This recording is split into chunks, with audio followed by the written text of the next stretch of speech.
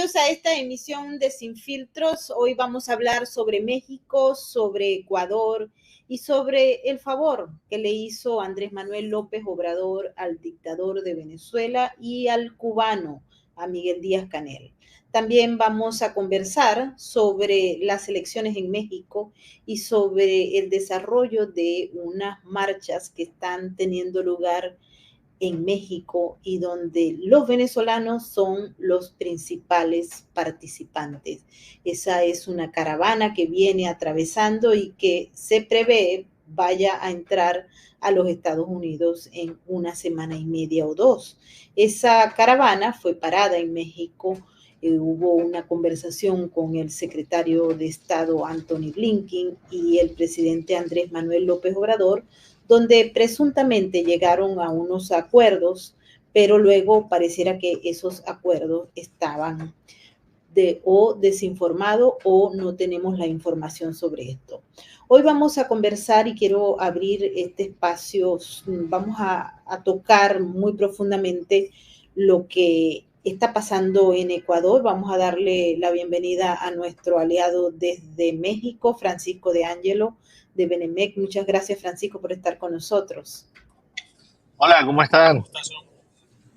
Muy bien, viendo todo desde acá, pero quisiera comentarles a todos los que nos están viendo en estos momentos, bienvenidos al Superchat, bienvenidos a nuestro canal de Sin Filtros en Rumble y en YouTube, y mil gracias a todos los que forman parte de nuestra cuenta de patreon.com/Venezuela Política y Realidades Sin Filtros. Francisco, hoy hemos tenido informaciones espeluznantes desde Ecuador. Una colega va a unirse a esta discusión en breve porque nos va a explicar la implicación que existe, porque hoy observamos, como lo vimos cuando mataron, cuando asesinaron el sicariato a Fernando Villavicencio, nuestro colega y amigo que estuvo aquí en Sin Filtros y que pues lo mataron. Fue un magnicidio que tocamos acá y muy profundamente nos llevó. Así que vamos a hablar primero de Ecuador, Francisco, y vamos a darle la bienvenida también a uno de los expertos que más ha entendido el problema, Eduardo Hurtado. Muchas gracias por estar con nosotros, Eduardo. Hola, Meibor. Hola, Francisco. Un placer, como siempre, estar aquí contigo, tu programa. Un placer para nosotros. Hola, Eduardo. Eduardo, empecemos porque tú has hecho un informe que da en el dedal. El problema que está viviendo en estos momentos Ecuador, vale la pena resaltar que el presidente Noboa tiene apenas 46 días en el poder y hay un estado de excepción, hay una especie de presentación de un escenario que ya se había vivido y que ahora recrudece. Adelante, Eduardo. Bueno, Meibor, hemos estado conversando y hemos estado viendo lo que está sucediendo en Ecuador en estos momentos. Lo que llamamos nosotros Ecuador está en llamas, ¿no? Y han sido una recopilación de ideas producto de varios análisis, como el arte de proteger bajo riesgo político y el poder de conocer tu amenaza, el cual contempla la manera en que debes planificar cómo combatir el crimen organizado en un país de alto riesgo, como en este caso Ecuador. Hemos visto o creemos que no hay no hubo una planificación estratégica en cómo combatir el crimen organizado en Ecuador, y por consiguiente hay esta crisis. Es una crisis lamentable. No se ve un plan de reacción de emergencia, no se ve un plan de gerencia de crisis, hay un impacto político. Entonces, los daños colaterales se pueden ver a flor de piel, y esto puede ser contraproducente para una gestión que apenas está iniciando. En 46 días que lleva el presidente Noboa en el gobierno, es imposible que se tenga un plan estratégico. Yo creo que, no estoy seguro, pero creo fervientemente que fue una decisión apresurada de los organismos de seguridad pública que están asesorando al presidente Noboa. Creo que debieron planificar mejor, reagruparse, tener asegurado la logística, el presupuesto, la capacitación, la inteligencia, la contrainteligencia, antes de tomar una decisión de combatir el crimen como lo hicieron de esta manera. Creo que no ha sido la estrategia más idónea. Y esto lo pueden aprovechar los grupos delictivos, los partidos de oposición socialistas, lo pueden aprovechar también estos partícipes de la guerra asimétrica y por consiguiente pudiesen aprovechar pescar en río revuelto e inclusive crear un caos más grande de lo que se está viendo hoy día. Así que no sabemos exactamente eh, quién está asesorando al presidente y al ministro de la Defensa y a los grandes líderes de la seguridad pública en Ecuador, pero esperemos que lo resuelvan de la mejor manera. Eduardo, bueno, Francisco te va a hacer una pregunta, pero quiero que especifique porque hay mucha gente que no sabe exactamente qué fue lo que pasó ayer y hoy. Hay un individuo de nombre Fernando Colón Pico. Este individuo es de una banda criminal llamada Los Lobos. Se fugó del penal y ya la fiscal había dicho ayer o antes de ayer que había recibido información de que había amenazas sobre su vida y que ella podía morir en manos de los lobos. Pero en paralelo hay un sujeto que fue arrestado y en el marco de esas organizaciones criminales que están planteando la vida imposible para Ecuador, aparece entonces todo este escenario que se dio hoy con periodistas. Había un grupo de periodistas que estaba dando un noticiero. Vamos a darle la bienvenida a nuestra colega y amiga ecuatoriana que conoce bien de cerca lo que pasó en ese canal de televisión LCTV. Adelante, bienvenida María Fernanda Egas, colega periodista ecuatoriana. Buenas tardes a todos, un gusto poder compartir con ustedes las últimas novedades de este día. En el Ecuador se están viviendo momentos de verdadera zozobra. Lo que el gobierno ha confirmado hasta ahora es el evento sucedido dentro de TC Televisión, un canal muy grande de Guayaquil, que recibió como pasado el mediodía la intromisión de miembros de bandas delictivas. Aproximadamente 13 miembros mantuvieron rehenes a varios colegas periodistas. Fue una acción en vivo y pretendían enviar un mensaje, transmitir un mensaje. Afortunadamente la Policía Nacional, de una manera bastante profesional, logró rescatar a los rehenes y evitar que se produzca un desenlace sangriento. Son aproximadamente 13 miembros que se ha reconocido por parte del gobierno. No han identificado la banda hasta el momento públicamente. Sin embargo, también hay otros eventos que han transcurrido a lo largo del día en diferentes zonas, tanto de Guayaquil, de Guayas, como del Ecuador. También dentro de en la capital de la República, en Quito, y en otros centros penitenciarios. Ecuador está prácticamente en ebullición desde ayer.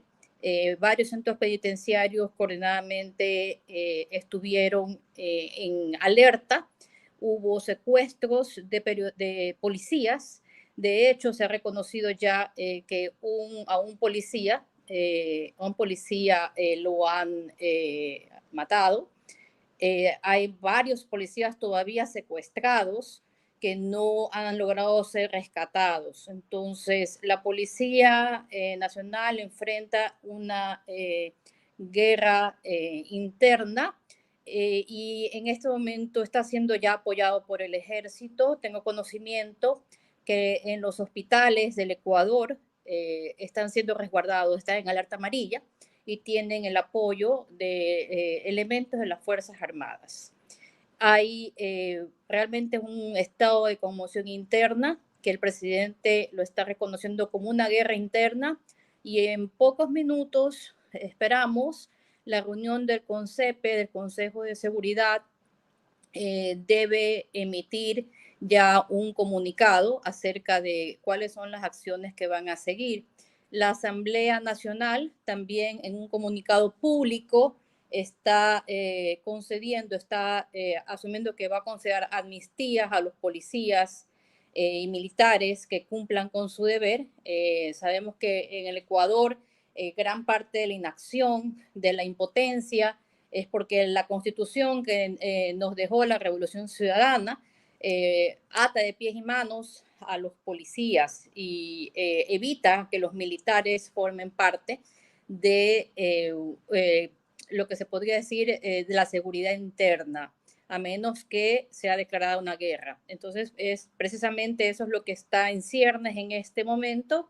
Repito, el país ha vivido momentos de zozobra, la gente tiene bastantes evidencias de, pues, no tanto saqueos, sino ya actos violentos, hay algunos asesinatos, y muchos de estos no han sido reconocidos todavía por el gobierno, por el Ministerio del Gobierno, ni por la Secretaría de Comunicación, ni por la Policía Nacional. Entendemos que son momentos turbulentos y que la propia Policía Nacional está tratando de dar la mejor solución posible en estos tiempos de crisis interna. Muchísimas gracias, María Fernanda. Eduardo, yo te quisiera que nos explicaras en la versión de lo que es el riesgo país, de lo que es esta avanzada de la guerra asimétrica que no es nueva ni en Ecuador ni en la región. Pero cuando esta gente llega allí a la televisora, que están en vivo, que se ven las armas, que la gente que ya tiene como un efecto traumático producto de lo que ocurrió el año pasado y que pensaban que con el presidente Noboa podían estar las cosas más en calma y mira cómo está ahora, ¿qué es lo que se puede esperar? Porque definitivamente, y tú lo has planteado en tus libros, está la organización criminal tratando de ocupar los espacios del Estado. Lo mismo ocurre en México y ya vamos a conversar en la segunda parte con Francisco, que nos va a explicar lo que está pasando en México y cómo esa estructura política cimentada con el crimen organizado busca espacios, trata de tomar decisión y por supuesto que trata de manipular y atemorizar a la gente.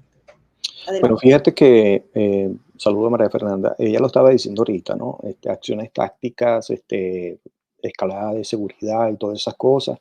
Han habido secuestros, la toma de un canal de televisión, la incursión de un equipo táctico para recuperar la situación interna, a lo que se clamó ser un éxito en la operación porque no hubo ningún herido. Pero en la industria de la seguridad tú ves cómo se hizo el procedimiento y afortunadamente no pasó nada, pero pudo haberse escalado una situación sumamente peligrosa. Em, Pienso que primero hay que conocer al enemigo y el entorno antes de hacer una escalada como la que está haciendo el Estado ahorita en este momento. ¿Por qué? Porque, bueno, se compromete la acción política, la imagen política y lo más importante, la seguridad del país. Yo creo que fue un liderazgo inefectivo en tratar de tomar acciones tácticas tan rápidas. En 46 días es imposible, como te lo dije anteriormente. A veces se puede ganar sin combatir, pero hay que tener una estrategia, hay que hacer un uso adecuado de la inteligencia y la contrainteligencia, hay que preparar y planificarse y aprovechar las oportunidades cuando se tengan. Ahorita que mencionas en México, recordemos el caso de cuando capturaron a Ovidio Guzmán. En ese momento el presidente López Obrador dijo, vamos a soltarlo porque es sumamente peligroso el impacto que va a tener el meterlo preso, y lo soltaron y fue muy criticado el presidente en ese momento. Sin embargo, hoy día vemos que fue una decisión acertada porque ellos no estaban en capacidad de asumir un riesgo político tan alto en caso de que hubiesen ciudadanos muertos. Entonces, ellos bajaron la cabeza, dijeron, vamos a absorber la crítica, pero vamos a reagruparnos, a plantearnos una nueva estrategia, a asegurarnos de que tenemos la logística, la inteligencia, la contrainteligencia, la capacitación, y luego vamos y lo capturamos. Y así sucedió. Entonces, ahora el presidente Noboa está en tremendo problema porque dice, bueno, ¿y ahora qué hago? Me dejé asesorar mal, tomé esta medida y ahora estoy metido en esta caldera que cada vez está empeorando. Entonces, pudiesen pasar dos escenarios, Mayward, de que se retome el país el control del país y de la seguridad nacional a la fuerza, pudiese ser. Pero ¿y qué pasa si los grupos de crimen organizado, que tienen un presupuesto increíble de narcotráfico, los partidos socialistas o comunistas opositores aprovechan la oportunidad y financian y apoyan a esos grupos subversivos y tratan de derrocar al presidente? Entonces, esto pudiese ser catastrófico para la región, catastrófico para un presidente que no tiene esa experiencia política en este tipo de escenarios de guerra simétrica y de lucha contra el socialismo. Entonces, sus asesores tienen que tener mucho cuidado en cada paso que están haciendo en este momento, porque la crisis puede escalar a un nivel peor de lo que ya está. Entonces, hay que tener mucha cordura, hay que llamar a la calma, hay que llamar a la integración de nuevo y mucho cuidado, como decía María Fernanda, se le está dando poder a las fuerzas de seguridad pública para que puedan actuar como deberían actuar, con mano fuerte contra el crimen organizado. Pero es una fuerza pública que no está entrenada para eso. Por consiguiente, el temor que se tiene es que vayan a haber violaciones a los derechos humanos, se les pase la mano y hayan daños colaterales con inocentes. Y eso va a repercutir en la imagen pública del presidente. Y claro, cuando uno observa, y quiero que, Francisco, no sé si tienes alguna pregunta para Eduardo, pero cuando uno observa lo que pasó con el presidente Noboa recién llegando, el pleito que tuvo con la vicepresidente que la envió, no sé si ya se fue para Tel Aviv como embajadora de paz, una cosa que los ecuatorianos no esperaban y que venían ya traumatizados con todo lo que había ocurrido con Fernando Villavicencio, con todo lo que había pasado con el juicio político al presidente Guillermo Lasso. Todos esos eventos se unieron y parecieran que están cayendo frente a un abismo y a una sociedad que no tiene la capacidad de responder. Pero a todas estas, son 17 meses que tiene el presidente Noboa. ¿Qué es lo que va a pasar ahora? Bien lo dice Eduardo. Francisco, ¿no, ¿tienes algún comentario? Yo creo que Francisco no nos está escuchando. ¿O sí? Sí, sí escucho, pero ¿me escuchan? Sí, ahora sí. Yo quisiera saber si esto es un conflicto, aparte de ser un conflicto de seguridad de Estado, que lo tenemos claro, también es un conflicto político. ¿O hay detrás de esto algún tinte político para hacer daño a esta presidencia? Bueno, yo creo que todo se relaciona en cierto punto, se conectan. ¿Okay? Quizás las acciones de los líderes de la seguridad pública en una rápida demostración de resultados quisieron aplicar el efecto Bukele y creer que Ecuador es El Salvador y que se puede hacer todo de manera inmediata. Y no es que no se pueda replicar lo que se hizo en El Salvador, pero sin embargo El Salvador se tomó un tiempo en hacer la planificación, asegurar el presupuesto, la logística, la capacitación y todas esas cosas, incluyendo la construcción de una nueva, un centro penitenciario donde iban a meter presos a los presos. ¿Okay? Entonces, en 46 días de gobierno no se puede hacer todo eso. Entonces, no se sabe si es un error estratégico de los líderes de la seguridad, no voy a decir quiénes ni voy a dar nombres, ellos sabrán quiénes son. Sin embargo, creo que el presidente debió consultar esto muy bien con sus asesores políticos y hacer un comité para evaluar la situación de la seguridad. No es que no se deba hacer, pero hay un momento determinado para hacerlo y se necesita la estrategia. Si esto comenzó con la implementación de planes de seguridad de Estado, ahora se conecta con la parte política. Como dice el dicho, ¿no? Pescar en río revuelto. ¿A quién le conviene este caos? Obviamente a la oposición y al Partido Socialista, a los correístas, aquellos que este caos los va a beneficiar, al mismo narcotráfico que va a seguir financiando caos y va a seguir induciendo caos para que la opinión pública empiece a decir, bueno, este presidente es que es muy joven, lo que tiene son 30 y pico de años y el ministro de la Defensa es un tipo táctico, pero no es gerente, no es diplomático, no es político, por consiguiente está cometiendo errores que no debería cometer un ministro de la Defensa o un líder de la seguridad. Entonces, sí, en relación a tu pregunta, Francisco, en determinado momento todo eso se va a mezclar. Y quiero preguntarle a María Fernanda, aprovechando que la tenemos acá. Cuando uno observa todos estos movimientos, y nosotros conocemos muy bien quién es Rafael Correa y quiénes son los grupos que lo apoyan y lo impulsan. Como Eduardo ha señalado que estamos frente a una etapa de la guerra asimétrica, te pregunto, porque no quiero ser maquiavélica con esto, pero simplemente yo siempre pienso mal para acertar. Estamos hablando de que esto podría ser el plan del correísmo bien ejecutado, porque ahora nos vamos a México, donde el chavismo, el Foro de Sao Paulo, ha dado un golpe maestro. Y ese golpe maestro ya lo vamos a explicar. ¿Por qué? Porque se están beneficiando los regímenes autoritarios criminales.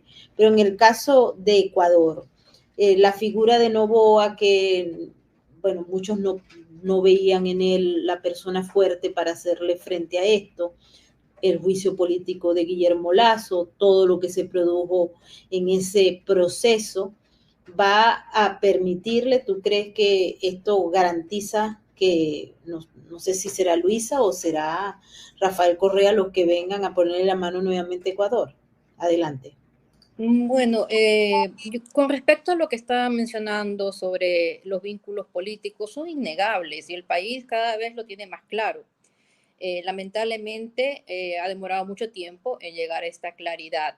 A mediados de diciembre, la Fiscalía presentó el caso Metástasis, que como su nombre lo indica, daba cuenta de la corrupción que está prácticamente, ha tomado todas las instituciones del Estado, desde pues de la parte judicial, la parte política, la policía, el sistema carcelario. Y aquí los vínculos claros son de miembros del partido de Rafael Correa, inclusive uno que llegó a ser por un momento fue presidente de la Asamblea Nacional, que era un ex Latin King, que pasó por estas etapas de rehabilitación social y inclusión política, y que hoy pues no está desaparecido. Es Ronnie Aliaga y su relación con otras figuras del crimen organizado que ya han sido señaladas y reconocidas públicamente y que tienen relación directa, se hicieron en correísmo y se alzaron con grandes negocios de la corrupción y del lavado de dinero a través del Estado, de negocios con el Estado, que empezaron en el correísmo y lograban mimetizarse de alguna manera y permanecer a través del tiempo en el poder, en los negocios del Estado.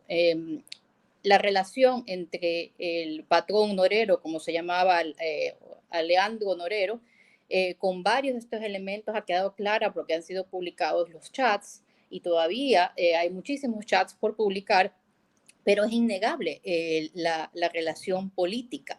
Entonces, esto sumado a que el presidente Noboa en campaña propuso una consulta popular, el primer grupo de preguntas que envió decepcionó tremendamente a la gente. Todo el mundo preguntó de dónde está la extradición, que ya fue consultada en febrero del año pasado y que extrañamente, a pesar de todos los pronósticos, perdió, ganó el no. Esta vez no estaba presente. Ayer el gobierno supuestamente presentaba un segundo grupo de preguntas en los que incluía la extradición de los narcotraficantes y el país se vino abajo.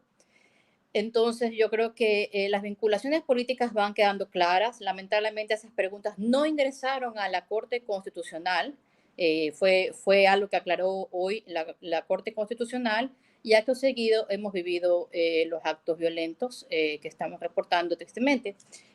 Yo creo que no hay duda, la gente lo tiene muy claro. Hoy un periodista en Cuenca lo ha dicho públicamente, ha cuestionado públicamente a miembros del partido de Rafael Correa que están en funciones del Estado, están en las alcaldías, están en las prefecturas, están en las concejalías, obviamente están con una mayoría en la Asamblea Nacional, y hoy en día pues es muy difícil no poder señalarlos porque hay bastantes evidencias.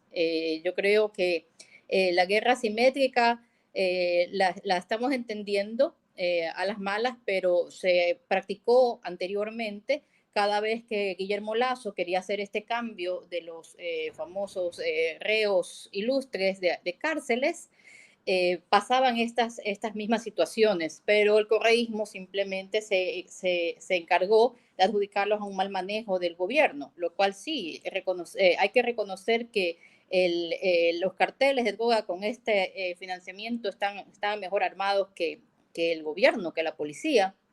Entonces, antes, yo coincido con lo dicho, que antes de responder había que estar en la misma o superior capacidad de respuesta táctica y estratégica para poder darle golpes realmente profundos a los carteles. Sin embargo, lo que se logró es que ellos se reforzaran más, estuviesen más preparados, se tomaran las cárceles donde con el tiempo se han encontrado verdaderos almacenes de polvorines prácticamente, ¿no? De armamentos y de explosivos, y está en una superioridad ante el Estado. La respuesta de ellos pues la estamos viendo hoy, pero yo creo que Noboa hasta hace una semana quizás estaba pensando más en su reelección. Ya habían, se podría decir, anuncios, propaganda en el país de Daniel Noboa al 2025, y hoy ha tenido que replantearse que tiene que ser presidente hoy. Hoy y rápido, ¿no? Bienvenido, Carlos Ibarra, desde Ciudad de México. Un placer tenerte nuevamente con nosotros porque formas parte de este equipo de Sin Filtros México. Vamos a pasar al tema de México porque hay una circunstancia muy interesante. El secretario de Estado, Antony Blinken, estuvo en México y sostuvo una reunión con Andrés Manuel López Obrador. Allí floreció una estrategia que ya nosotros habíamos advertido en múltiples oportunidades, porque nos habían comentado eso desde hace un tiempo atrás en Caracas. Se había manejado esa estrategia y fue sorpresa la nuestra cuando observamos que Andrés Manuel López Obrador lo planteó de una manera estratégica al secretario de Estado Antony Blinken. ¿Cuál fue la estrategia? Primero, usamos la inmigración, las caravanas, como una herramienta de guerra asimétrica, y Eduardo nos lo va a explicar, él ha estudiado el tema de México con mucho ahínco. Inundamos a Estados Unidos, creamos colapso, agotamos las autoridades y vemos la capacidad de respuesta de los Estados Unidos. Utilizar la gente como víctima de una guerra, porque hay muchos que vienen a los Estados Unidos y se enlazan en esas caminatas, atravesando la selva, pasando hambre, pasando necesidades y violándose los derechos en muchos de los lugares donde están, siendo objetos sexuales.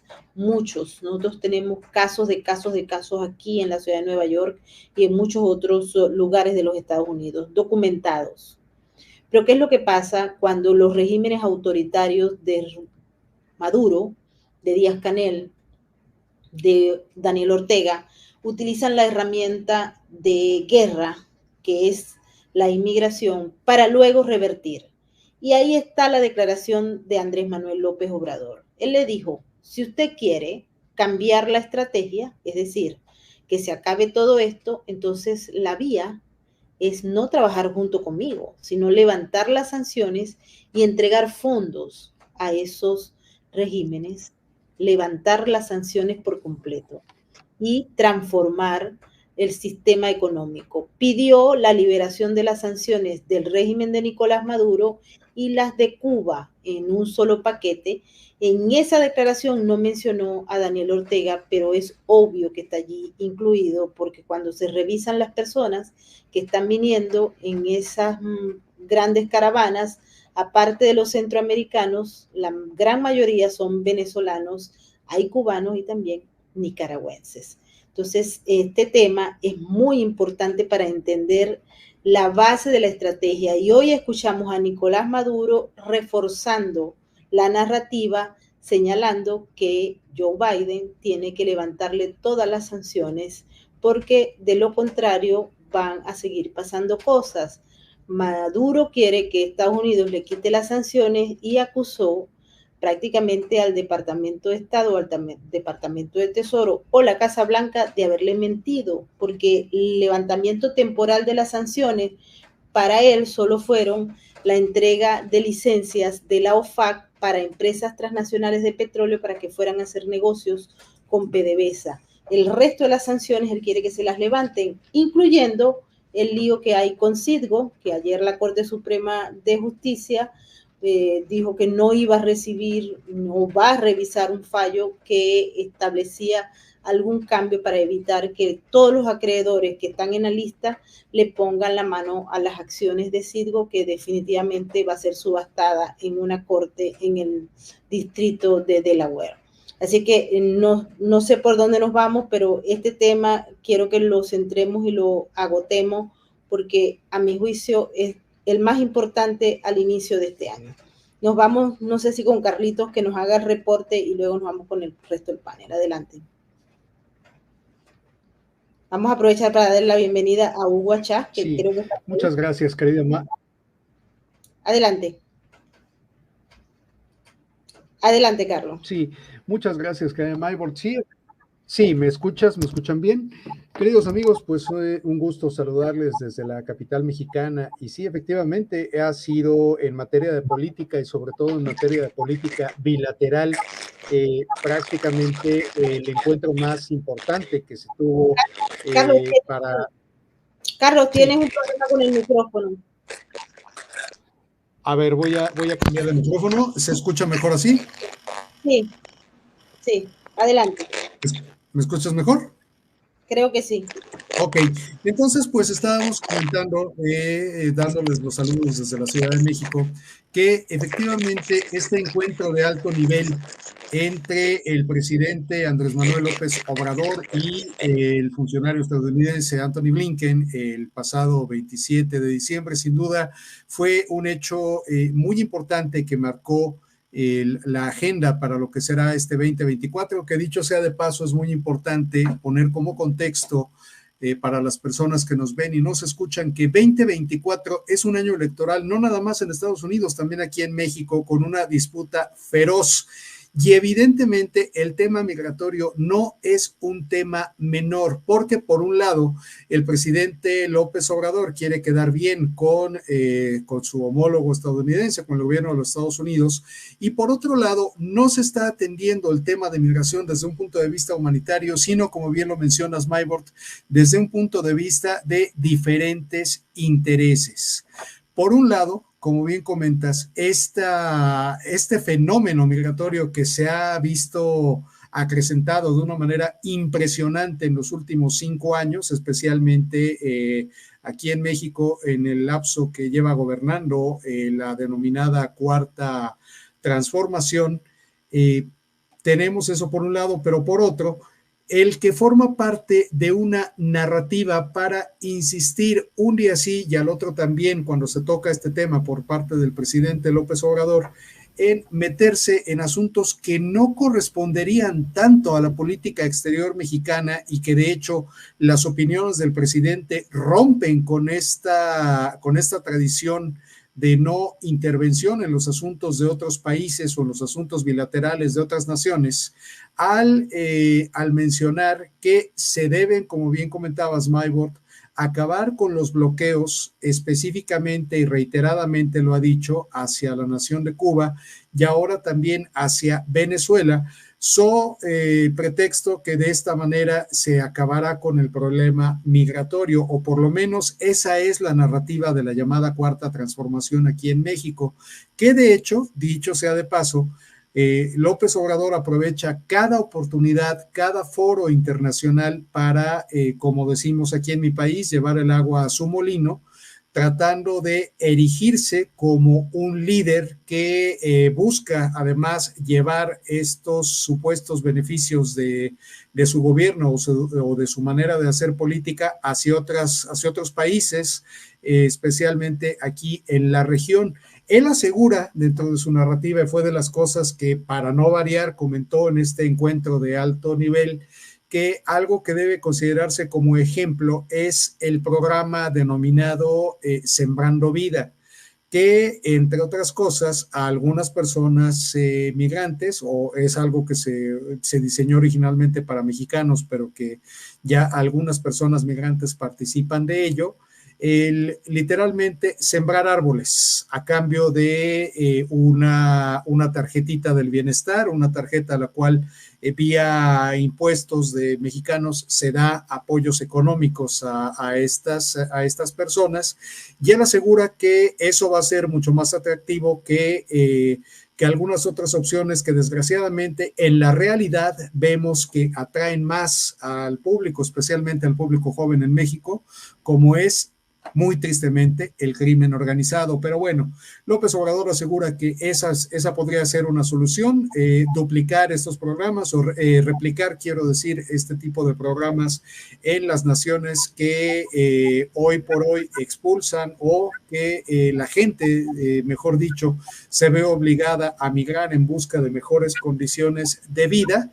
Y pues él asegura que de esta manera, atacando las causas, se va a acabar con los flujos migratorios, pero no está de más recordar que en la ideología que intenta difundir o con la que intenta adoctrinar a sus seguidores, el presidente López considera que a lo más que puede aspirar una persona para ser feliz es a tener a un par de zapatitos o tener un coche ya de rango básico, lo que pasa ingresos muy bajos, y de esta manera pues es como se es feliz. Algo que curiosamente, Maybord y amigos del panel y amigos que nos escuchan a través de esta red, seguramente les sonará muy familiar, muy conocido, especialmente a quienes conocen el modelo venezolano o han vivido en Venezuela, pues esta parte de que se tiene incluso que cambiar los modelos de medición de bienestar de las personas o en este caso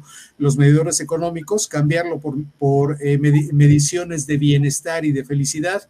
Algo así es algo parecido lo que se está haciendo aquí en México con estas propuestas, o lo que se pretende hacer por lo menos desde la narrativa por parte del Ejecutivo Federal mexicano. Cierro esta intervención con un dato que me parece muy interesante traer aquí a la mesa.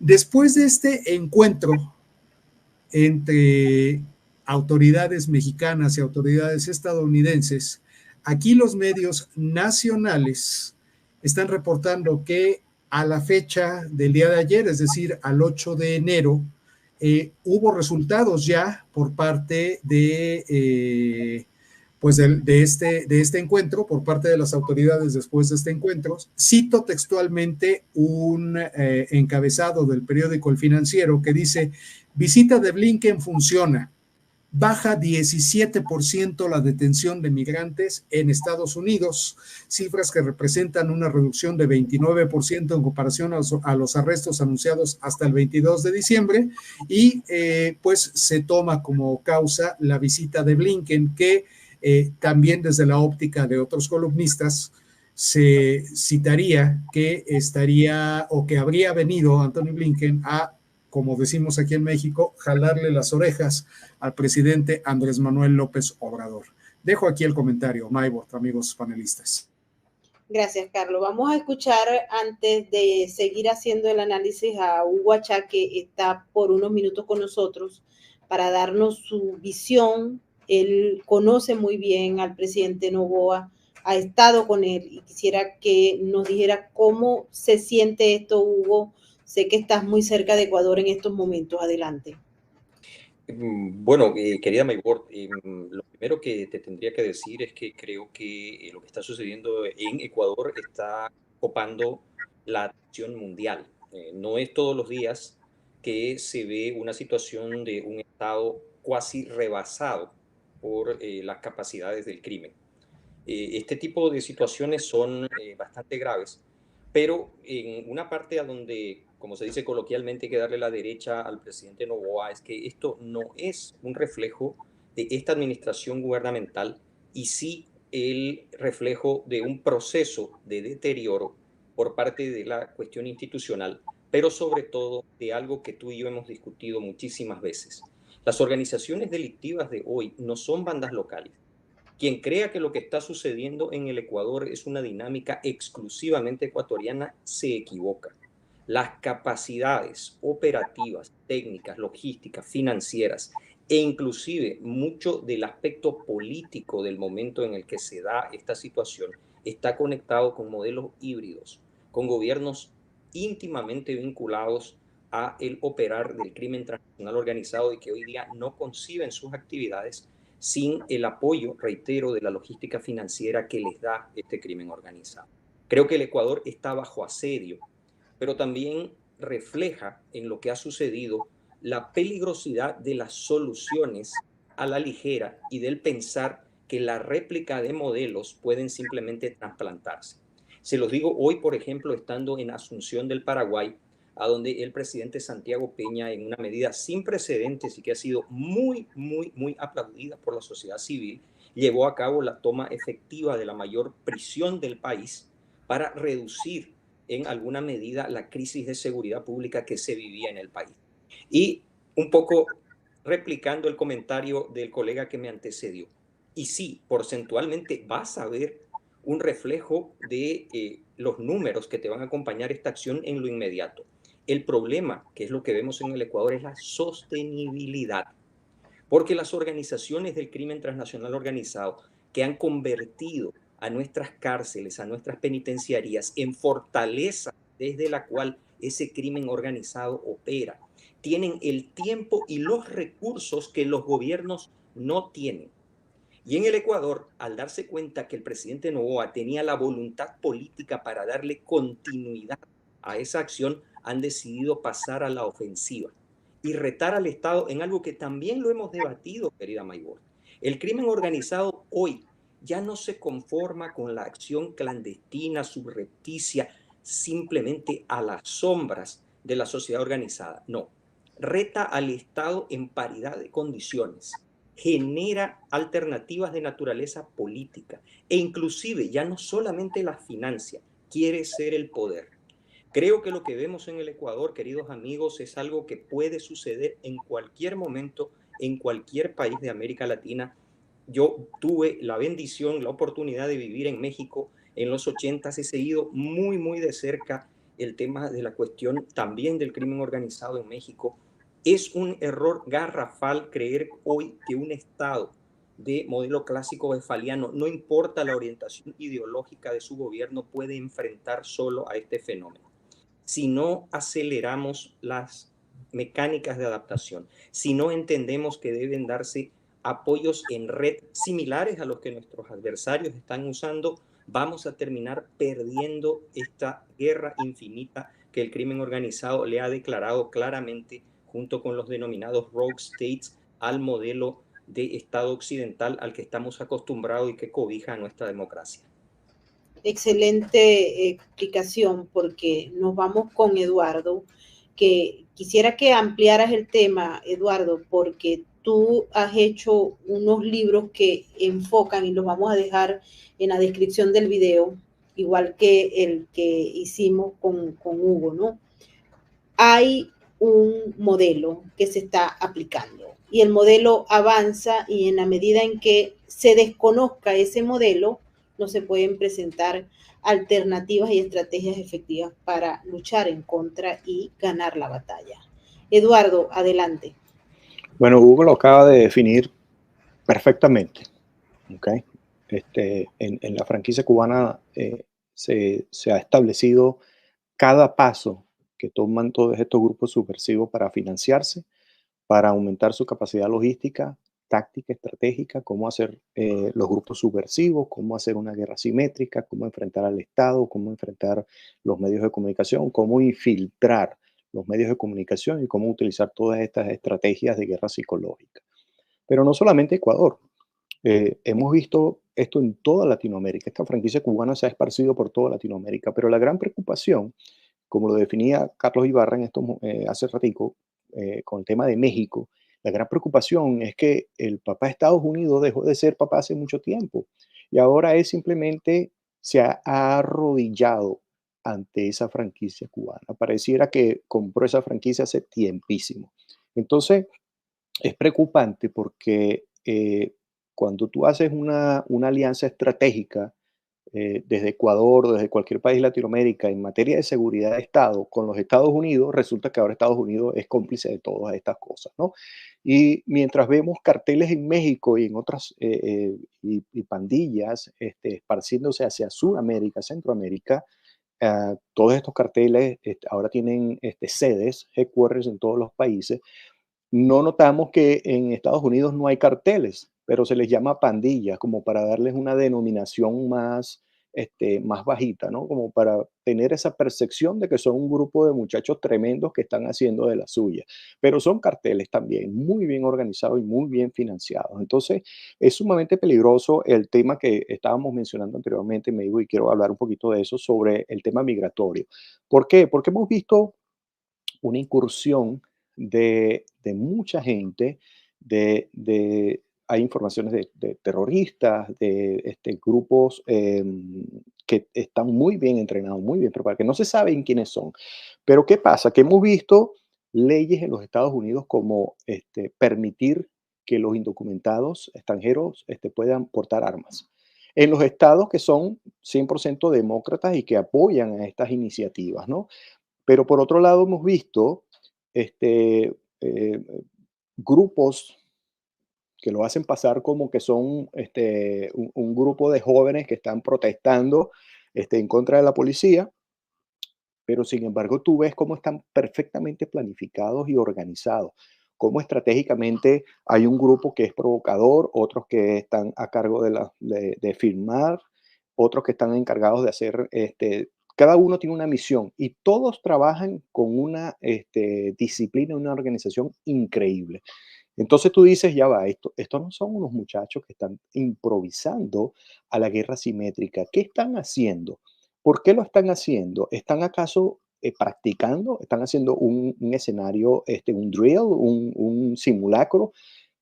La semana pasada vimos en Miami, en un centro comercial, un grupo inmenso de muchachos jóvenes entre 11, 17 y 18 años. Crearon un caos increíble que la policía tuvo que ir, todos tuvieron que ir a acudir a resguardar la seguridad. Pero, ¿qué pasó con los medios de comunicación? ¿Tú sabes lo que dijeron? Que habían reportado un ataque alien en el mall y por eso acudió la policía. Pero nadie habló de que era un grupo organizado creando caos. Entonces, ¿por qué Florida? Antes era Nueva York, California, otros estados que son 100% demócratas, pero ahora están yendo hacia otros estados, creando o induciendo ese caos. Entonces es sumamente preocupante, como dijo Carlos anteriormente también, estamos en un año electoral, un año donde sabemos que van a haber muchas cosas que van a suceder. Hoy empezó la propaganda de la tercera pandemia, de la triple pandemia, perdón. Entonces ya están induciendo miedo, están diciendo que hay que usar las máscaras de nuevo, que precisamente en el año electoral. Entonces, todo se relaciona, todo, México, Estados Unidos, Venezuela, Colombia, ahora Ecuador.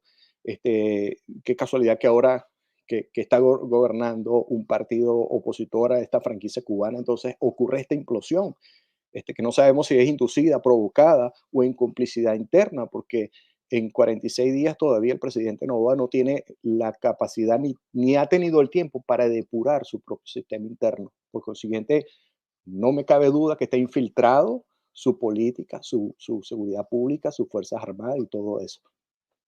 Ahí te la dejo. A mí tampoco me cabe duda. Francisco de Ángelo, tú estás acostumbrado a hablar con migrantes día a día, todos los días. ¿Cómo ustedes vieron esa posición de Andrés Manuel López Obrador de echarle la manito a Maduro y a Díaz-Canel en esa visita del secretario de Estado Antony Blinken? Francisco. Bueno, es algo que es común acá. Desde la toma de posesión de López Obrador siempre ha sido su apoyo hacia Maduro, lo trajo la toma de posesión, ha sido una constante. Y la visión del presidente, que creo que no comparte México y muchos políticos hasta de su partido, es esa visión antigua o quizás nostálgica de que el régimen cubano era un régimen bueno, que iba a hacer un cambio revolucionario. Pero esa visión a nosotros los venezolanos nos ha hecho un enorme daño y a su vez es innegable que estamos viviendo el tema migratorio como un arma silenciosa. Los migrantes lo están utilizando como una especie de soldados silenciosos para hacer daño a lo que ellos llaman el imperio americano, pero como dice Eduardo y Hugo también señala, es una cosa tan rara que el imperio americano no pone coto, no actúa, sino más bien parece que está de acuerdo con esta migración masiva, desordenada, que ha cobrado miles de vidas, que vivimos en México con secuestros constantes y con un problema de gobernabilidad que tiene López Obrador, lo trata de tapar, por supuesto, un buen comunicador, pero hay grandes zonas de México que no están siendo gobernadas por el gobierno mexicano y por ahí pasan los migrantes y la migración se ha hecho un grandísimo negocio para las mafias que les cobran en cada tantos kilómetros para que sigan caminando y también secuestran, ¿no? Tenemos el caso de hace unas semanas que secuestraron 31 migrantes, los bajaron de un autobús, se armó un lío y bueno, el gobierno se movió y los recuperó, pero ¿cuántas llamadas no tenemos a Benemets de hermanos venezolanos y de otras nacionalidades que son levantados, que son secuestrados y luego no aparecen? Y el tema del secuestro es grave porque es algo que empezó tímidamente hace 2 o más años. Tomaban a los migrantes, les pedían $100, ahora les piden $10,000 y la gente vende lo que sea para que los liberen. Entonces, hay un gran negocio ahí, el gobierno mira para otro lado. Y hay un tema interesante también en la migración.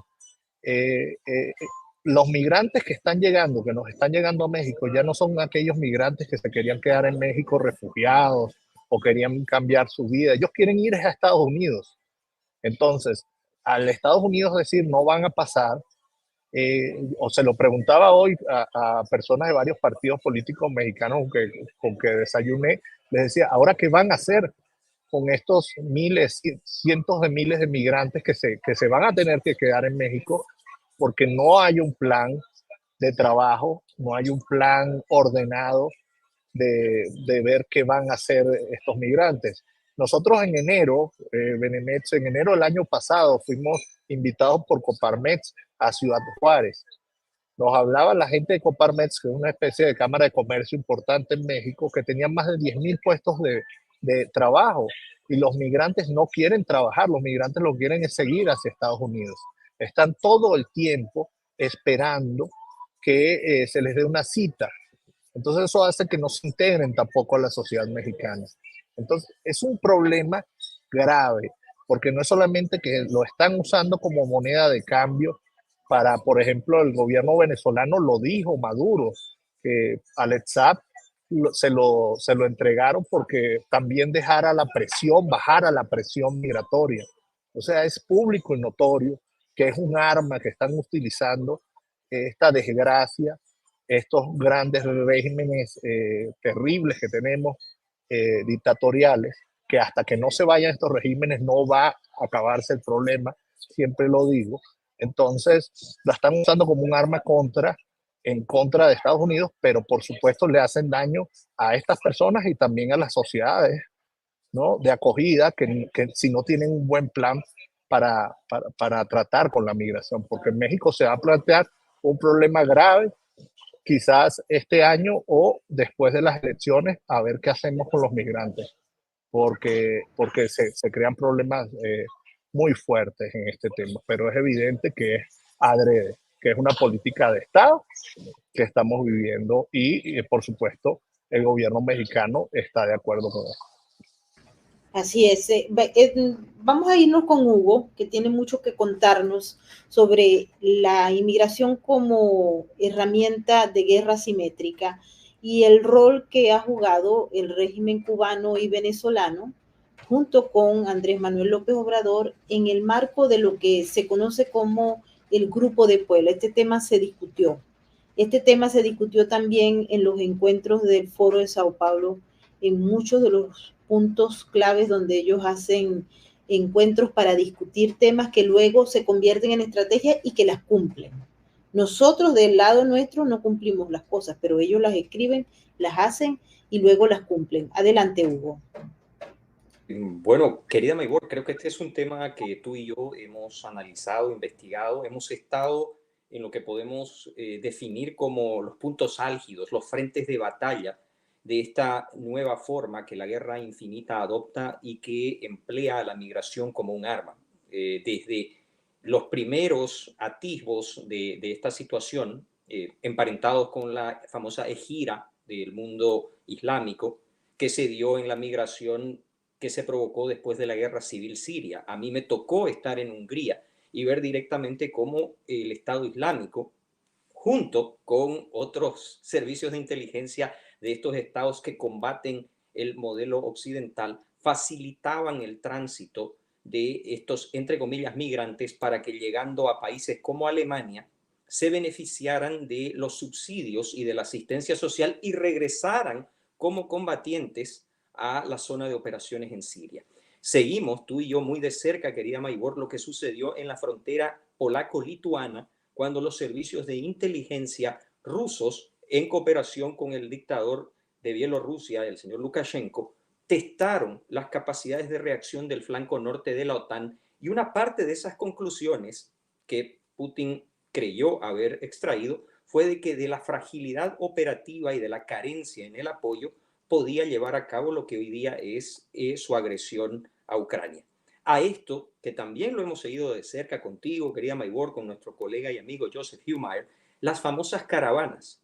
Caravanas que en su organización se discutieron en lugares como mi natal Bolivia, que han sido financiadas a través de dineros que vienen directamente del narco y que, apalancando a organizaciones no gubernamentales, han ocasionado una verdadera diáspora que, exacerbada por las condiciones de brutalidad, de pobreza, de depauperación, que, por ejemplo, en la patria tuya, querida Maybor, ha impulsado al exilio a 8 millones de seres humanos. Hay que realmente aquilatar lo que es desplazar, lo que para muchos otros estados es a veces 2 veces y 3 veces la totalidad de su población.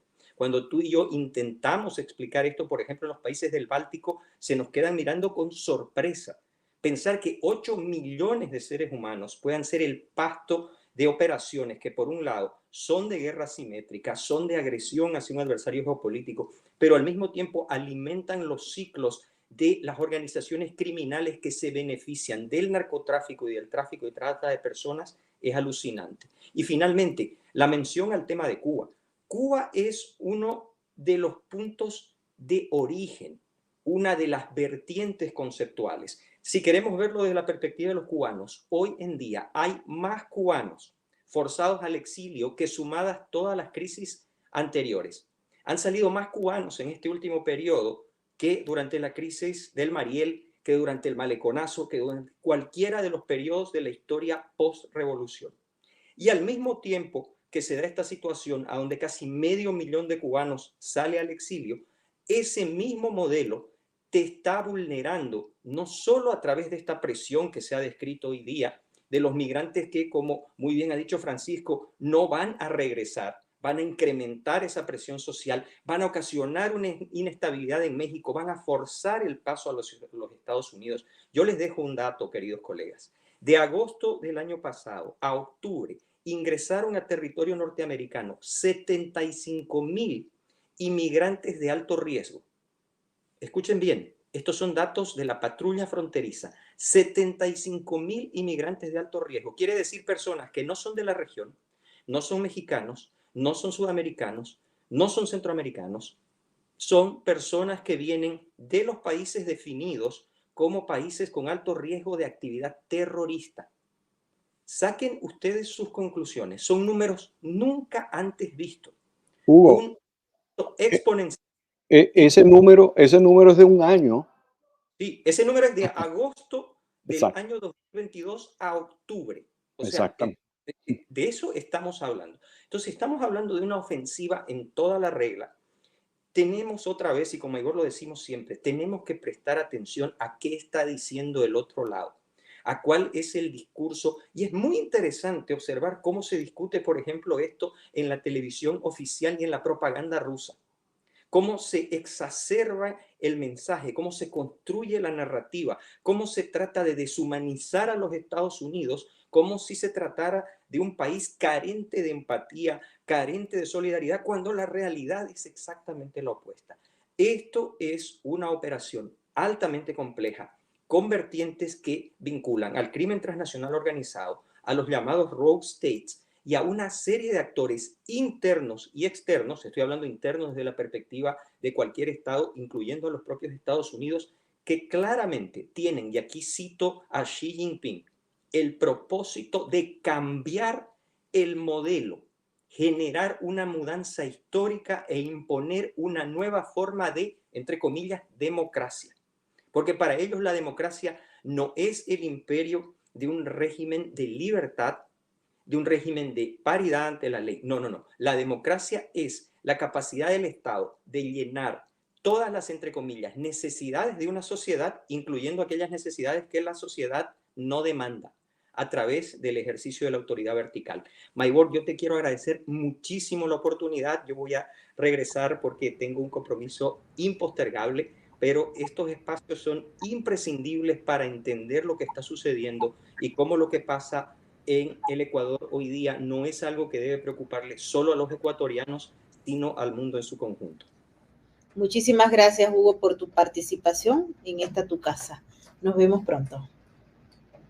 Y ahora quiero conversar con María Fernanda para qué lo que tú opinas en relación a este tema, porque ahora los ecuatorianos también han incrementado y se han unido a los venezolanos y a los colombianos, que también muchos están huyendo del gobierno de Gustavo Petro, que está alineado más o menos en la misma línea. Adelante, María. Creo que María no nos está acompañando, ¿nos está oyendo? Esto es un vivo, señores, así es que vamos a esperar a ver si María se conecta. ¿Nos escuchas, María? No nos escucha. Bueno, nos vamos entonces con un tema, porque en paralelo a lo que les he planteado de Andrés Manuel López Obrador, haciéndole esa segundita, cumpliendo con la misión que se le encomendó y haciendo la estrategia, hay otro elemento clave que quiero que toquemos en esta parte, y es que eso no quedó solamente en la solicitud, como si fuese un canciller, Andrés Manuel López Obrador, ante el gobierno de Joe Biden para que se levanten las sanciones de Cuba y de Venezuela. Eso fue un poco más adelante, porque hoy se ha publicado esta nota que es muy importante. Pónganle el ojo, porque hubo una visita de alto nivel de Pemex a Venezuela con los miembros de PDVSA, de la junta directiva de PDVSA, entre ellos, por supuesto, Telechea, que es el presidente actual, para abrir las discusiones sobre inversiones en materia de petróleo y gas natural de manera bilateral. Cuando se une al tema de lo que hemos visto como esta guerra simétrica, nada menos y nada más que el petróleo y el gas, aquí estamos hablando en otra dimensión. Esto se había anunciado, pero no se había concretado. Ahora empiezan a hacerse todas las acciones coordinadas bilaterales, y vimos también qué pasó con Trinidad y Tobago. Escuchamos a Carlos mientras recuperamos a María Fernanda. Mafer, no sé si nos estás oyendo. Adelante, Carlitos. Carlos, no lo vimos tampoco. Bueno, que conste que no es sin filtro, sino que la gente quedó muda. A ver, Francisco. Ya estamos, es la tecnología que luego nos juega de las suyas, pero yo los escucho bien y pues bueno, ante lo que no es una broma, desgraciadamente, es esto que estás comentando, Maybord. Vemos pues este tipo de negociaciones en los que una y otra vez, sean cuales sean los temas, vamos a ver que el presidente López siempre está buscando llevar agua al molino de sus grandes aliados, de sus grandes amigos, que dicho sea de paso, tristemente, pues son los dictadores de la región latinoamericana, los grandes dictadores, todos aquellos líderes que encabezan países donde se ha implementado el modelo de socialismo del siglo XXI, esos son los favoritos del presidente López para buscar hacer negocio, llevarles negocio o ayudarles. Recordemos, ahorita haciendo un pequeño paréntesis, que cotidianamente barcos mexicanos llevan petróleo pagado con los recursos de los mexicanos, con nuestros impuestos, ¿por qué no? A apoyar al régimen del señor Díaz-Canel en Cuba. Pero bueno, regresando a este asunto de PDVSA, de Pemex, efectivamente, pero esta no es la primera reunión, Maybord. Hace 14 días ya autoridades de ambas empresas estatales se reunieron precisamente buscando posibles oportunidades de negocio, como bien lo comentas, no solamente con crudo, sino también con gas natural.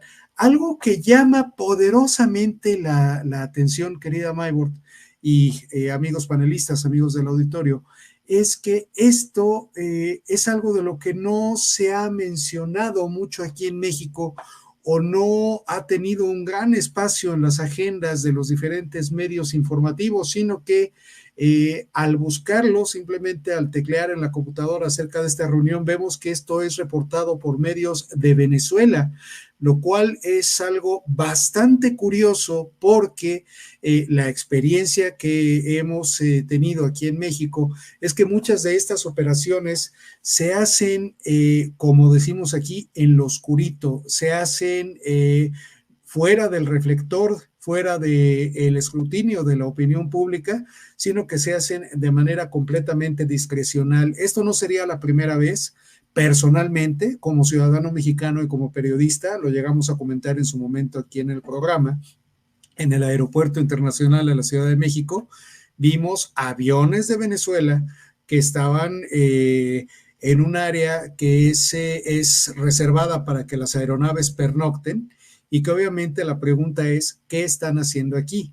¿Qué trajeron de Venezuela? O dicho sea de paso, ¿qué es lo que se van a llevar para allá? Porque eran aviones de carga. Hablamos, por ahí les compartiré nuevamente este reporte que fue de hace aproximadamente año y medio, 2 años. Pero bueno, regresando al punto, tenemos que fue justamente la televisión venezolana, BTV, en donde se dio a conocer este encuentro que habrían tenido las altas autoridades de PDVSA, entre ellas también participó gente de alto nivel del gobierno, Delcy Rodríguez para ser exacto, según este reporte, y del lado de México, el nada menos que el director general de Pemex, el polémico Octavio Romero Oropeza. ¿Por qué lo llamo polémico a este personaje?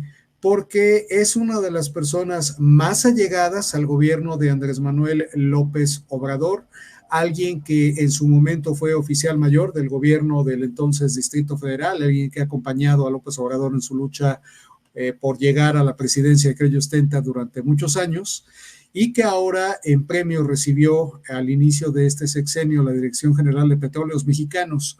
Todo eso, en cierto modo, lo podríamos comprender porque así se maneja la política en México y en la región. Se les da premio a los que apoyan a los dictadores, se castiga a la oposición, pero hay un detalle interesante. Este señor es ingeniero agrónomo y está dirigiendo los destinos de la paraestatal que en su momento ha sido la más importante de nuestro país, en manos de este señor. Pero bueno, regresando al tema, esto pues evidentemente viene a dejar muchas dudas, muchos planteamientos. ¿Qué es lo que se está negociando? ¿A cambio de qué? Y aquí dejo un comentario que a mí particularmente me llama la atención, que son los tiempos, el timing en el que se están dando este tipo de encuentros. ¿A qué me refiero? Me refiero a que actualmente en México, desde el pasado mes de septiembre, bajo distintas figuras jurídicas que no tiene caso explicar, simplemente diremos que se tuerce la ley sin romperla. En México ya estamos en campaña electoral, señores y señores. No oficialmente, con otro nombre, precampañas y anteprecampañas y por decirlo de alguna manera que sea comprensible para todos los amigos que nos ven allende las fronteras mexicanas, una suerte de elecciones primarias, pero sin candidatos internos de los partidos, sino con candidatos únicos. Y casualmente, en esos momentos... Carlito, ya vamos a tocar el tema de la campaña electoral. Vamos a escuchar la opinión de Eduardo y de Francisco sobre este tema y nos vamos a la campaña electoral que ya empieza y empieza con muchas preguntas. Adelante, sí. Eduardo. Eduardo, ¿estás ahí? Eduardo, aquí, sí. Bueno, para resolver un problema primero necesitamos entenderlo. Y todo tiene relación, amigo. Todo lo que está sucediendo en los Estados Unidos, con lo que se avecina en este 2024, hay una medida apresurada en conjunto con todos los países que están en complicidad interna con este actual gobierno. A veces uno se pregunta a quiénes les beneficia o a quiénes les conviene que siga este modelo político que se está implementando, que ya está implementado en los Estados Unidos.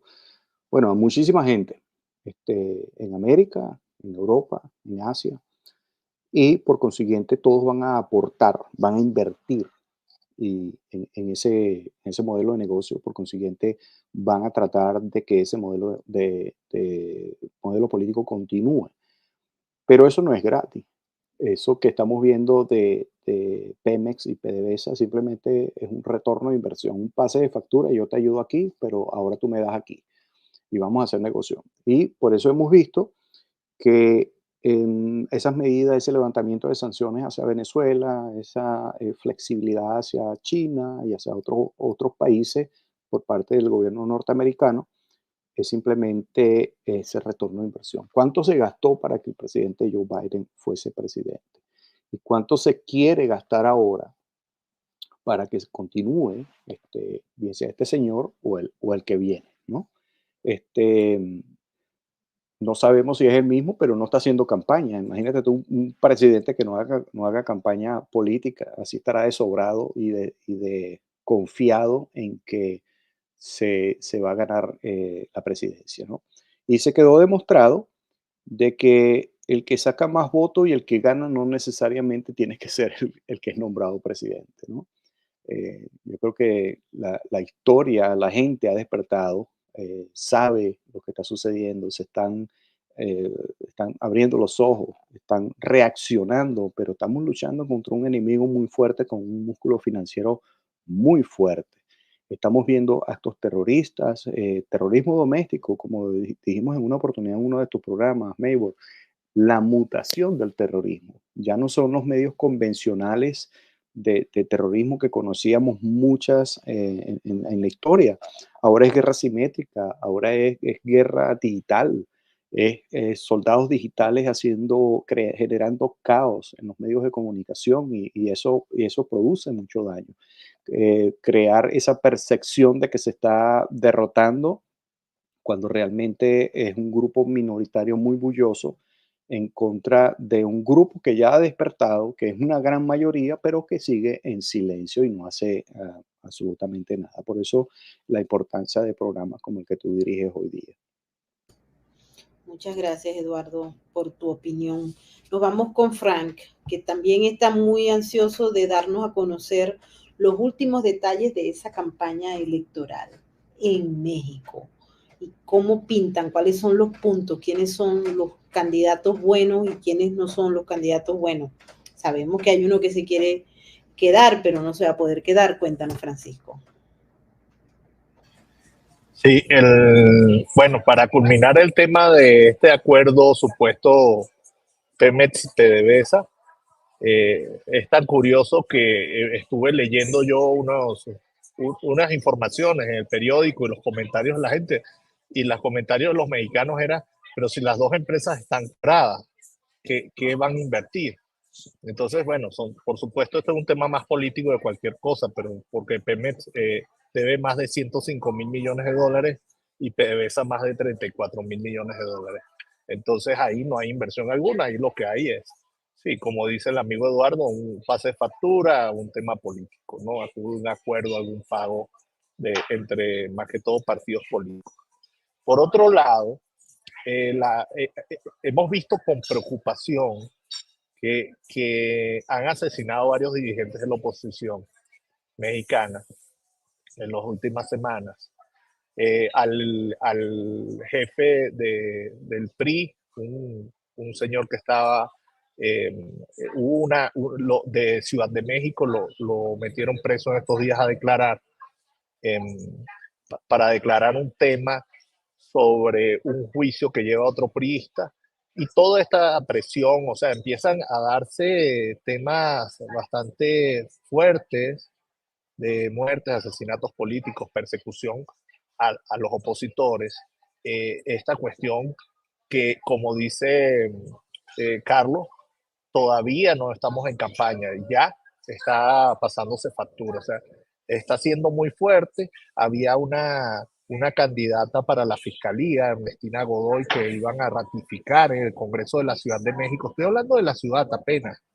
Y como no la ratificaron, empezaron a perseguir a opositores en la Ciudad de México. Entonces, estamos viendo que una campaña que se está tornando violenta, lejos todavía, bueno, a 6 meses de las elecciones, y sí lo vemos con mucha preocupación. Yo creo que Claudia Sheinbaum es un enigma, porque es una mujer que se está lanzando a presidente bajo la cobija de la 4T y bajo la consigna y todo el discurso de López Obrador, pero es un candidato que no tiene un discurso propio. Entonces, al no tener un discurso propio, la gente lo que se pregunta es, bueno, ¿esta señora qué va a hacer cuando sea presidente? Porque lo que hace es repetir todo lo que dice el presidente López Obrador. Entonces hay como esa duda de ella qué va a hacer cuando sea presidente. Va a ser simplemente no sé, seguir las líneas del obradorismo y lo que diga el presidente López Obrador, que va, al parecer, es el que va a mandar detrás de ella, o ella va a tomar su línea aparte cuando sí gana la presidencia. Por otro lado, la oposición tiene a Xochitl. Xochitl ha hecho ciertas cosas buenas últimamente, como fue al sur del país y fue a Veracruz.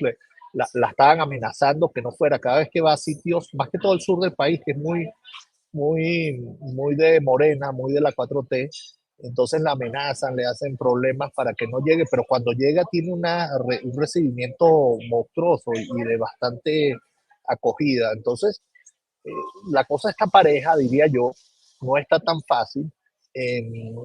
Decir que la delincuencia organizada está de un lado u otro, yo creo que es un análisis muy por arriba, muy por encima, muy ligero. O sea, este es un país complejo donde hay serios problemas de delincuencia organizada, y yo creo que se ha tratado de ver que la delincuencia organizada está con uno, con otro. Yo creo que hay delincuencia organizada que apoya a cada lado de la moneda, ¿no? Y es preocupante, pero eso es la verdad. O sea, no las tiene tan fácil ni un partido ni el otro, ¿no? No las tienen fácil. Lo que me preocupa, y es lo que estuve discutiendo hoy con unos líderes, unas personas importantes de partidos esta mañana, es que no veo el tema migratorio, no veo esta guerra simétrica en el discurso. O sea, el discurso todavía o no ha salido porque no quiere salir, pero el discurso no ha sido de profundidad. vemos unos discursos todavía de campañas muy timoratos, muy light, ¿no? Y no se están tocando los temas reales que estamos viendo y no sé qué quieren hacer. Yo estoy pidiendo una reunión tanto con la persona que lleve migración o que tengo entendido que va a ser Alejandro Encinas, que era el que era director de Comar en México, que es un señor que sabe bastante de migración. De parte de Claudia Sheinbaum, estoy preguntando a la gente de Xochitl también que me diga quién va a llevar el tema de migración, o sea, quién va en la campaña va a discutir este tema, para que se reúnan con nosotros y nosotros entender qué postura tienen, porque es que esta es una bomba de tiempo. El tema migratorio, ya dijimos, les va a explotar la cara al presidente que llegue y tienen que hacer un plan y un plan serio, ¿no? Por otro lado, hay un tema en el Tribunal Supremo, en la Corte Suprema de Justicia Mexicana, entró una nueva magistrada y también el discurso se ha vuelto, la doctora Batres, se ha vuelto pero nefasto. La señora llegó diciendo que es que ella quiere bajarse el sueldo, que la meta del seguro social, o sea, vaya, discusiones que tienen que haber en un Tribunal Supremo, un país de estas dimensiones, bajarlo, o sea, ponerlo a un nivel de discutir solamente temas de que si el sueldo lo tengo alto, lo tengo bajo, eh, da risa. Pero, y que ella dice que esa es la magistrada del pueblo, también una fuerte campaña de López Obrador porque los magistrados del Tribunal Supremo se elijan por voto, que por supuesto esto es una manipulación para llevar todo a su campo y tener más personas de los otros poderes a su cargo que no estén preparadas, ¿no? Entonces, creo que sí está cayendo un poco México en el discurso que quiere López Obrador, que siempre son discursos, igual que el de Chávez, discursos poco científicos, poco serios, siempre en cosas generales. O sea, un país de estas dimensiones, de tantos miles de millones de dólares se mueven aquí diarios, pensar que un sueldo de un magistrado es problema, eso no es el problema es impartir justicia. El problema es que haya separación de poderes, el problema es que no haya pobreza, o sea, hay muchos problemas serios. Esos no se discuten. Aquí lo que se discuten son puros paños calientes, puros discursos light, muy dados hacia el posmodernismo, hacia lo que estamos viviendo hoy en día, que el Estado ha perdido poder, ha perdido discurso, ha perdido los gobiernos, no controlan, y eso es un fenómeno internacional, ¿no? Entonces, la verdad, preocupante, pero bueno, falta mucha tela de cortar. La buena noticia es que no creo que esté ganando ni uno ni otro. Todavía hay esperanza de que el gobierno cambie. Todavía hay esperanza, vamos a ver. Carlitos, nos vamos contigo, nos estamos pasando un poquito de tiempo y luego nos despedimos con Eduardo, cuyo libro plantea lo que estaba señalando Francisco, así es que invito para que pasen por la página de Eduardo Hurtado, porque su libro tiene un resumen extremadamente bien planteado sobre lo que acaba de decir Francisco de Ángel y lo que hemos comentado en este programa. Adelante, Carlitos. Carlitos. Pues sí, estamos ante parece que ya me escuchan. Sí, coincido completamente con Francisco, estamos y obviamente también con todo lo que ha expuesto Eduardo. En el caso de México estamos en tiempos bastante interesantes en los cuales la aguja política se está moviendo de una manera interesante y algo con lo que yo me quedo con lo que está pasando es que la elección del próximo 2 de junio aquí en el país, en el que se va a elegir a presidenta o presidente de la República, se van a elegir gobernaturas, se va a renovar completamente ambas cámaras del Congreso, va a ser una guerra en la cual no se va a dar ni a pedir cuartel. Coincido con quienes dicen que la narrativa presidencial busca desmoralizar, busca hacer creerle a todo el mundo que ya el triunfo de Claudia Sheinbaum va a ser un hecho. Creo que esto todavía no es así y las señales las estamos viendo muy claras. Por un lado, los embates del gobierno, que como bien dice mi compañero Francisco, busca a como dé lugar deshacer las instituciones que le estorban para establecer completamente un modelo parasocialista. Y número 2, en el caso de la Suprema Corte, a como dé lugar tomar este poder y también que sea un poder al servicio de la 4T. Recordemos que ha sido la Suprema Corte de Justicia de la Nación quien en su momento ha detenido las intentonas, que ya hubo 2 por parte del presidente López, de tomar el control del Instituto Nacional Electoral, entre otras cosas quitándoles presupuesto. Y quien ha sido el freno y el contrapeso ha sido la Suprema Corte de Justicia de la Nación, por lo que de inmediato el presidente interpuso lo que él llama el plan C, que es llamar a la población y buscar obviamente esto a través de una figura legislativa, que los ministros de la Corte sean elegidos por voto popular, por el pueblo bueno. Obviamente el presidente lo hace a sabiendas de que tiene el poder, de que en este momento, si siendo oposición, si habiendo sido oposición, tomó el paseo de la reforma en el año 2006, ha encabezado cualquier cantidad de protestas que le han resultado muy caro a México, por lo cual en su momento se le llamó un peligro para México. Imaginémoslo ahora teniendo el poder y teniendo a las Fuerzas Armadas. Va a ser una batalla muy dura, pero hay esperanza. Cierro con esto. Recordemos que el día de ayer la fiscal de la Ciudad de México, afortunadamente a partir de las 12 de la noche del día de hoy vamos a llamarla exfiscal, adiosito, Ernestina Godoy, no fue ratificada y fue gracias al voto de la oposición, 25 votos que no le dieron a Morena y sus aliados en la Ciudad de México, la mayoría calificada que necesitaban 44 votos, solo lograron 41, 25 fueron en contra, que permitieron que este personaje oscuro que se ha dedicado a perseguir opositores políticos, entre ellos, como bien comentaba hace un momento Francisco, hace unos días se dio la detención de un exdiputado que es Tonatiuh González, solamente llevado, esposado y demás, a declarar en el juicio que se está llevando contra Cuauhtémoc Gutiérrez de la Torre, un ex líder priista de la Ciudad de México, acusado de trata de personas, pero recordemos que los tiempos en política y sobre todo las coincidencias en política no existen.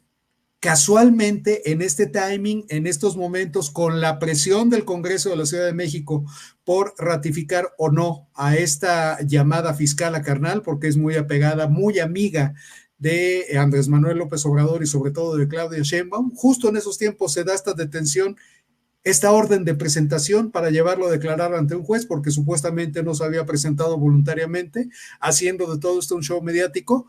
Lo dejo aquí en la mesa nada más para que cada quien saque sus conclusiones y digan si sí o no, o reflexionen si sí o no, esta persona era una fiscal carnal, queriendo hacer de la impartición o, en este caso, la procuración de justicia, un arma política de Morena y sus aliados para fortalecer a la llamada 4T de cara a las elecciones, que dicho sea de paso, y con esto cierro, si bien las encuestas marcan a Claudia Sheinbaum todavía como puntera, cada vez más se está acercando más Xóchitl Gálvez, y esto es porque desafortunadamente para ella, la candidata oficial tiene el carisma de mis audífonos. Lo dejo de ese tamaño. Bien interesante tu planteamiento, Carlitos. Eduardo, ¿cuál es tu posición en relación a las elecciones que van a tener lugar en el mes de junio y que estaremos cubriendo por Sin Filtros en México?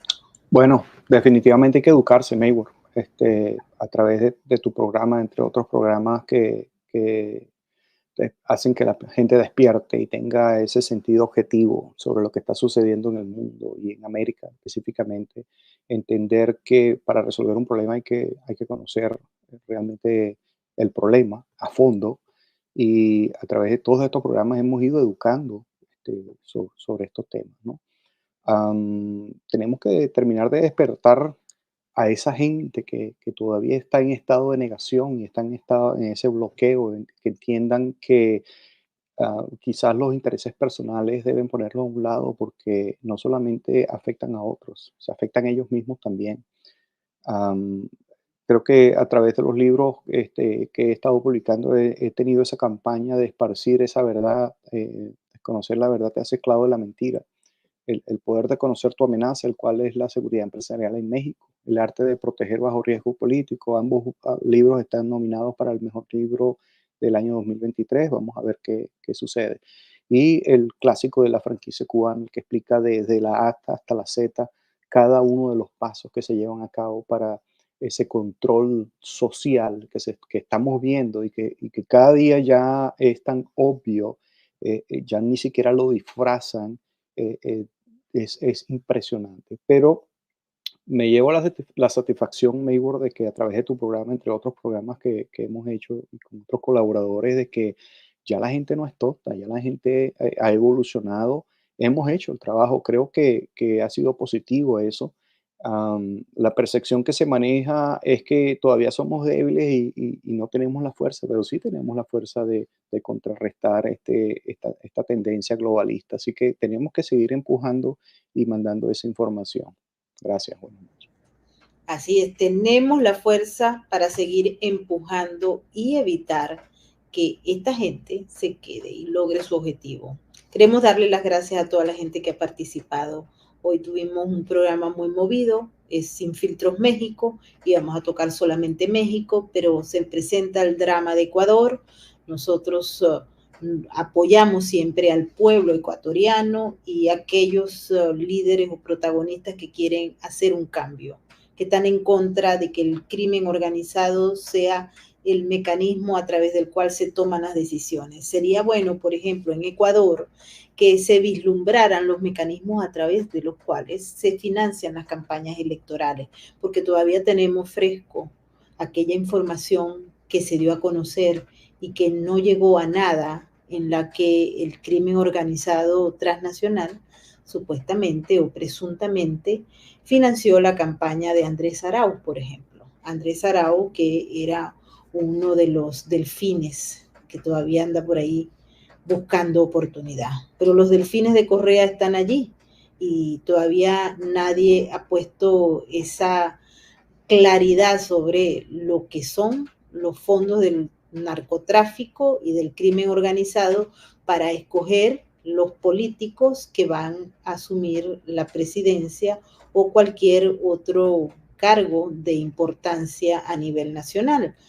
Si pasa eso en Ecuador, hay que recordar lo que también Colombia está en este tema embarrancado, porque el hijo de Nicolás Petro, el hijo de Gustavo Petro, también estuvo relacionado con esto y hay muchos señalamientos en función del financiamiento, no solamente de los carteles internos, sino también de o regímenes o gobiernos como el de Nicolás Maduro, que anda con su maletazo, y ese chavismo ha manejado campañas y ha financiado campañas desde Cristina Kirchner hasta Mel Zelaya en Honduras. Por todos lados ha pasado esa maleta que una vez que se reciben esos fondos, hay compromisos que se crean y los gobiernos no pueden gobernar sino en función de los compromisos que se adquieren.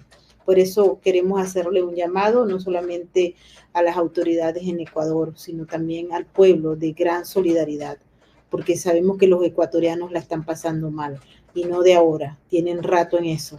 Nosotros los venezolanos que venimos prácticamente del futuro, le podemos decir que la agonía no nos va a acabar, las ganas de luchar por seguir libres, por conseguir la libertad o por recuperarla cuando la hemos perdido. Hablamos del caso de Venezuela. México tiene una gran oportunidad ahora, así como los Estados Unidos y muchas otras naciones. Nos vamos con esta. Quiero agradecerle a todos los amigos que han estado en el superchat, unos comentarios extraordinarios que nos vamos a tomar el tiempo para leerlos. Al igual que quiero darle las gracias a nuestro equipo, porque nuestro equipo hace posible Sin Filtros. Nuestros moderadores, Migdalia Chirinos, Norma Flores, Titi Gómez, Lontán, Nesta, Félix Guedes, Tamares López, María Isabel Valencia, Loli Espinosa y Carla Oropesa. Nuestro equipo técnico, Javier Carrero y Miguel Sanz, y por supuesto nuestro aliado Luis J. Martín de Libres 2.0, que también nos apoya en este programa, y a nuestros aliados maravillosos desde México, porque este es Sin Filtros México, Francisco de Ángelo de Benemex y Carlitos Ibarra, ambos haciendo un trabajo extraordinario para dar a conocer los puntos que están detrás de la noticia en México. Eduardo, mil gracias y un saludo a todos los que nos ven. A ti, Mego. Saludos, Carlos, Francisco. Gracias, un honor estar con ustedes. Gracias. Y feliz año a todos, feliz año a todos. Este año tenemos muchos proyectos, Francisco, Carlos. Bueno, y Nos que vamos viene a para hacer- acá, entonces trabajaremos desde acá. Nos vamos a hacer Sin Filtros México desde allá, porque vienen, ojalá, noticias buenas. Las elecciones. Así es. Bueno. Ahora sí nos despedimos.